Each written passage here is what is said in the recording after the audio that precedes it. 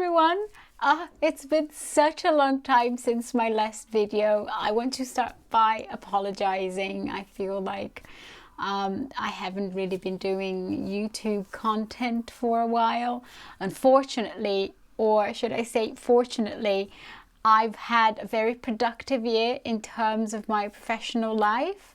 I've been building my linguist career here in London, and it's just been really difficult to find the time to record things and to edit them, and also to find the confidence to make videos because it's so difficult. What I want to do with this video is I want to show you guys some of the things I have been doing in my lessons. As I said, my lessons are all groups with these schools, and the students don't speak each other's first languages.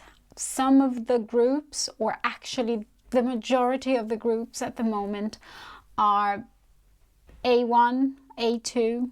Some students are real beginners, so they've not had an experience of learning a language before, and quite a few of them are learning functional skills, which is quite a wonderful challenge to have in this country, and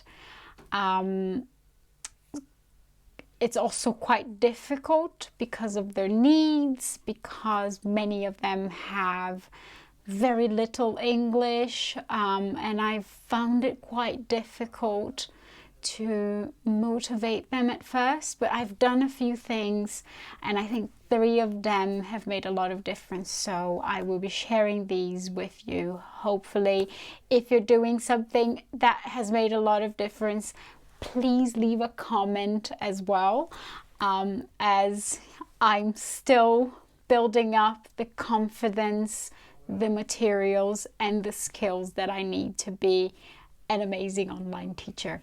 So the first thing I've done, and I don't know if this is happening with you as well as a teacher, but having large groups, having groups that sometimes have 15 or 30 students, means that I find myself repeating the same things over and over and over again. And it's not content that I'm teaching, it's just things related to technical problems during the lesson. The way I solve that problem is by creating these little guys. So first I created this because I had microphone issues with my students all the time, and I had to keep telling them, your microphone is off, your microphone is off. I can't hear you, I can't hear you, we can't hear you. And I found myself saying the same thing over and over again 1,000,000 times. It made me so exhausted by the end of the third 2-hour slot. So now I just do this, and I find it quite amusing because they have a lot of fun with this. Most of my learners are adults. They're mostly in their 40s, but for some reason they loved it.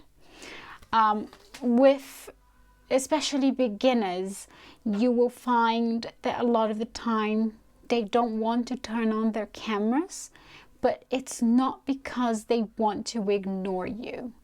The reason why their cameras are off is because, probably just like you, they are terrified of just having to handle technology and learn a language. There will be a lot of insecurity going on. And when I first started teaching, I felt like my learners were purposely ignoring me. But then I realized that they were actually there. And you have a lot of ways to know this. What you assign as a task for your groups to do will tell you a lot about whether they're there or not. I will make sure to make a video about that, but I've created this. So this is your camera's off. Yeah. Why don't you turn your camera on? So I put a heart here and a broken heart for when the camera's off. And I just show this to them. I don't say anything. if they want to keep the camera off, it's fine. Most of the time, they will turn on the camera, and I kind of feel like their attitude towards turning their cameras on is much more positive than if I had vocalized it. And I've been using this with people in their 40s. It has worked. Yeah. Which takes me to the next one I've done, which is this. It's the virtual hug. So I like to send them a virtual hug whenever I see someone is feeling insecure, or when a task is very difficult, or simply when I just want them to feel comfortable. So I've created the virtual hug and I show it to them. They find it really amusing. I've also done these too, which is like, you know, if you want to complain about life, or if you want to start your lesson by asking students how they're doing, you can kind of show these. So, I mean, I also do this at the end of a lesson because I like them to tell me 3 things that they've learned. So this is kind of like a recap. You can show this to them at the beginning of the lesson and at the end of the lesson. My advice to you is you take some notes on things you find yourself constantly repeating 1,000,000 times during your day, and try and think of how you could turn it into something like this that you can just show students, and that will make them engage with whatever you need them to do.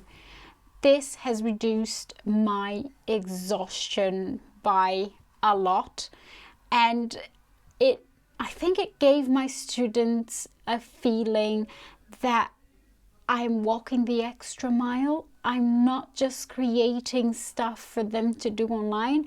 I'm taking the time to make them feel comfortable. And I was really pleased with the reaction. I think to them it was like, wow, she really cares. She's been drawing stuff for us.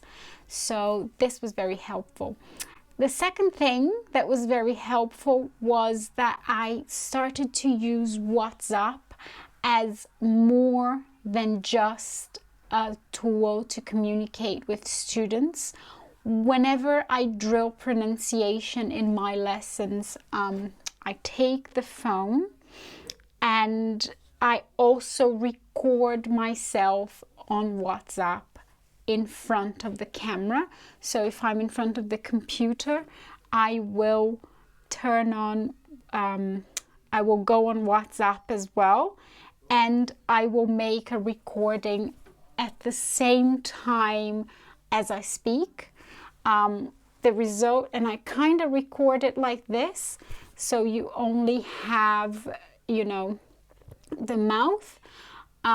And this is quite good because you can actually ask your students to create a version of that recording for homework. So that means they can send you their pronunciation of words as well. But most important of all, they're not just seeing a tiny, tiny version of you in their screen.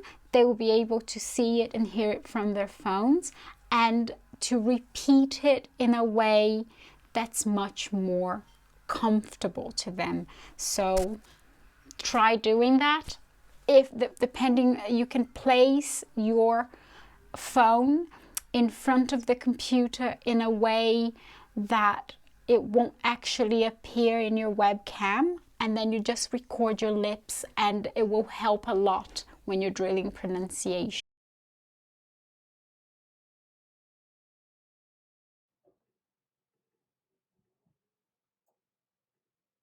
What's the pronunciation? Oh, I'm going to show you how I pronounce it, okay? Yeah, the first one ends in L. So your teeth need to, your tongue needs to touch your teeth in the back. So it's kind of like this. Oh, hang on. It's like people, people, people. It ends in L very similarly to Spanish, but your tongue is a bit closer to your teeth. Have a look at the video, yeah? And then you see here, this letter is pronounced, you have to fold your tongue, so it's like this.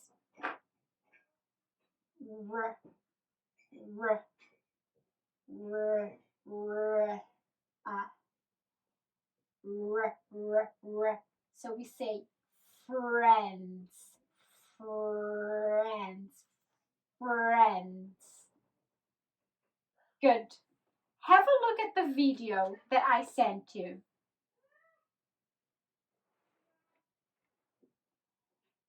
Good. So how do we pronounce this?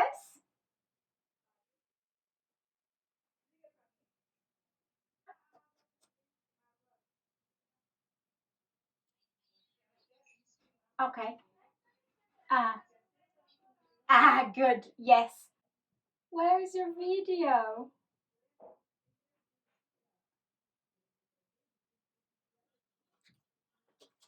Oh my God. Okay. This is friends. Yes. The R of English. Yeah, you have to. Good.